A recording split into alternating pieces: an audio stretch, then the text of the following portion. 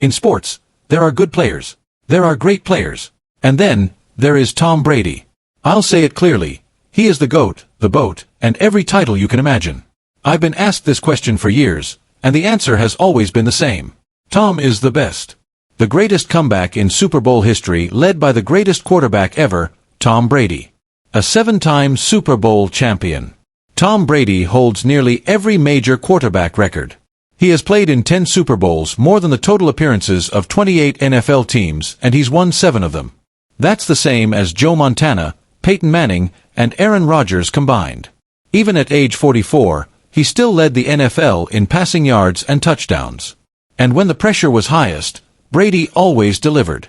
He has more game-winning drives and fourth-quarter comebacks than any quarterback ever. No one has dominated the playoffs the way he has. But despite that incredible resume, for most of his career, Brady had more haters than any other player. Some claimed he was nothing more than a product of the Patriot system. You can't deny he only did that because he had the greatest coach in history. Others labeled him a simple game manager who only threw checkdowns. At this point, is Brady just a game manager? Yeah. And many hated how Brady and the Patriots were constantly tied to controversial calls and various scandals. So the real question is, just how good is Tom Brady? And is he truly the greatest of all time? But despite that incredible resume, for most of his career, Brady had more haters than any other player.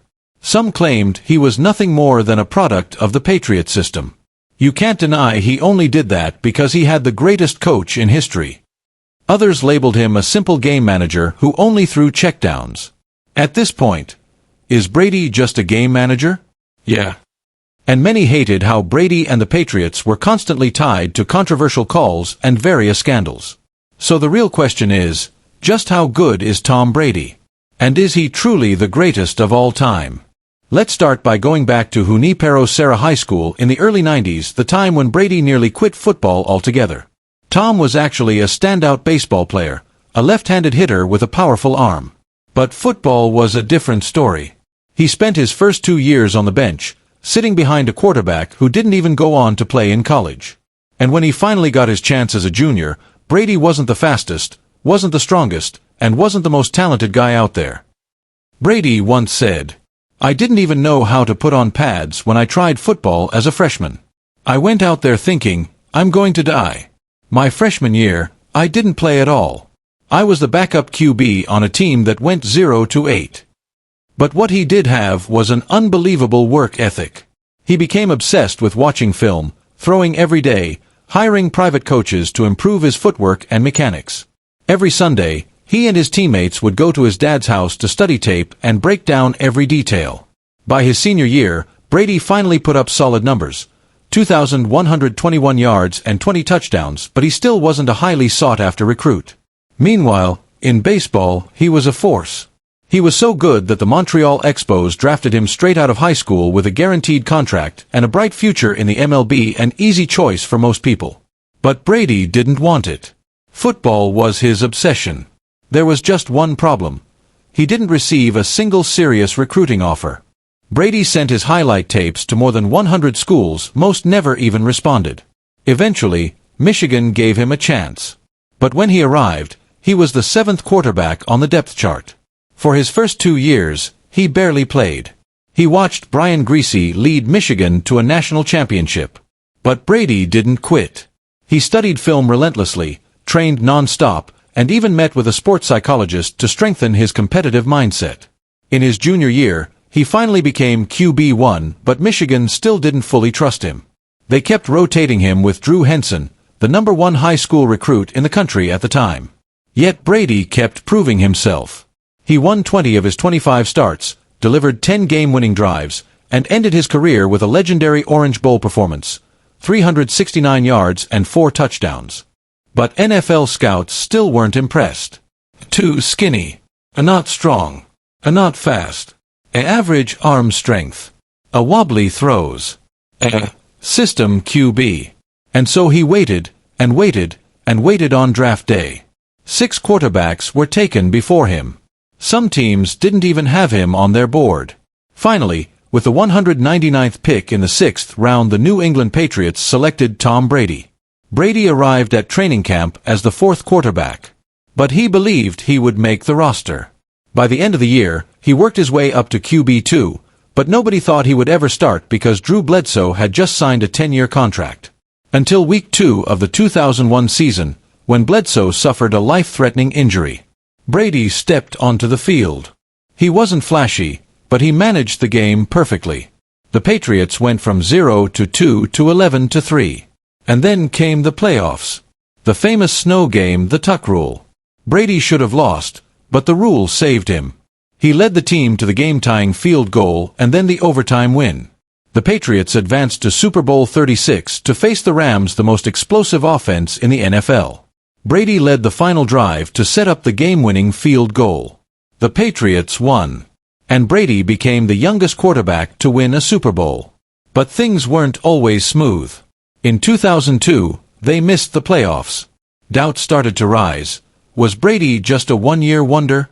But from 2003 to 2004, Brady and the Patriots built a dynasty with 2 more Super Bowl titles. He proved he was one of the best quarterbacks in the league. Yet even with all the success New England had, Brady was still underestimated. Many believed he won only because of Belichick's system. So in 2007, Brady set out to prove everyone wrong.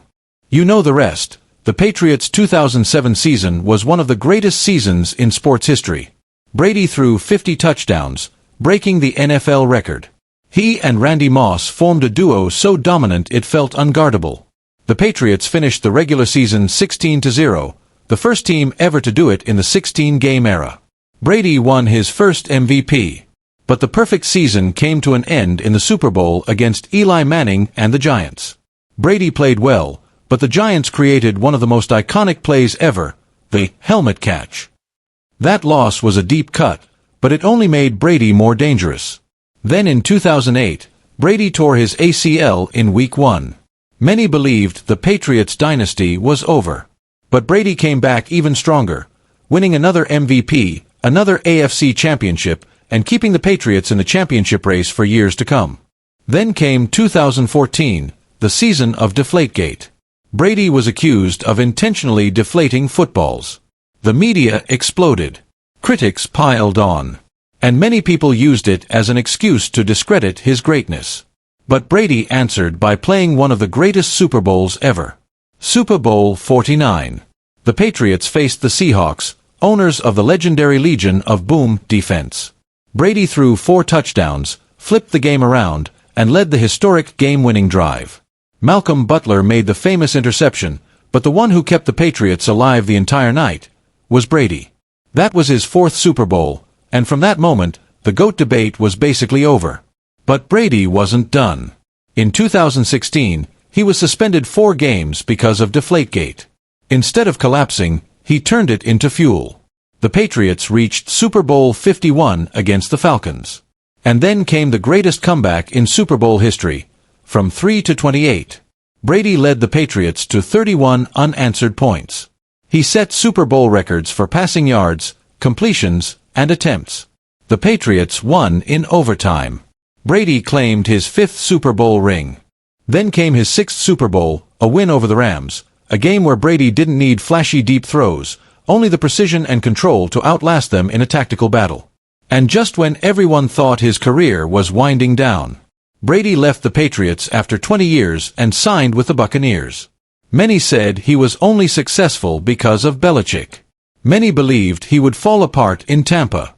But in his very first season, Brady led the Buccaneers, a team that hadn't won a playoff game in 13 years, all the way to the Super Bowl. And they won. At home. Against Patrick Mahomes. Brady earned his 7th championship, more than any NFL franchise in history. He became the first athlete in the 4 major American sports to win more championships in his 40s than in his 20s or 30s. Even at age 44, he led the NFL in passing yards and touchdowns. Something absolutely insane. Something no one had ever done. The biggest reason for Brady's success wasn't that he was the fastest, the strongest, or had the hardest throw. It was his steel nerves. The higher the pressure, the colder Brady became. He has more game-winning drives and fourth-quarter comebacks than anyone in history. No one dominates the playoffs like Brady. No one wins as much as Brady. No one stays at the top as long as Brady. And despite all the controversies, all the criticism, all the doubts, Brady accomplished what no one else ever has. He is a 7-time Super Bowl champion. He appeared in 10 Super Bowls. He holds nearly every major quarterback record. He played at the highest level all the way to age 44. Tom Brady isn't just the GOAT. He is the most successful athlete in team sports history. But even with all those achievements, what truly sets Brady apart isn't the rings or the stats. It's the way he redefined the quarterback position, raised the standard for winning, and turned relentless perseverance into his most dangerous weapon. For more than 2 decades, every time a team faced adversity, every time a game came down to the final moments, every time someone needed to make a miracle happen, Brady was the one who rose to the occasion. In the NFL, a league designed for balance, where sustaining greatness is nearly impossible, Brady made it a habit. It's no coincidence that players, coaches, commentators, and even his toughest rivals admit, you never leave any time on the clock for Tom Brady. He is the embodiment of persistence. He is proof that willpower can surpass natural talent. He is the clearest example that if you are obsessed with improving every single day, you can shatter every limit. Brady wasn't the fastest. He wasn't the strongest. He didn't have the hardest arm. And he certainly wasn't the most highly touted. But he became the greatest. Not because he was born for it, but because he built it piece by piece, from a backup kid in high school, to an underrated player at Michigan, to the 199th pick in the NFL draft, and eventually the most successful athlete in American sports history. Brady's greatness isn't about talent, it's about mindset. It's not about luck, it's about discipline. It's not about physical strength, it's about his mind and his heart. Tom Brady, the greatest player of all time. The GOAT. Thank you for watching. See you in the next video.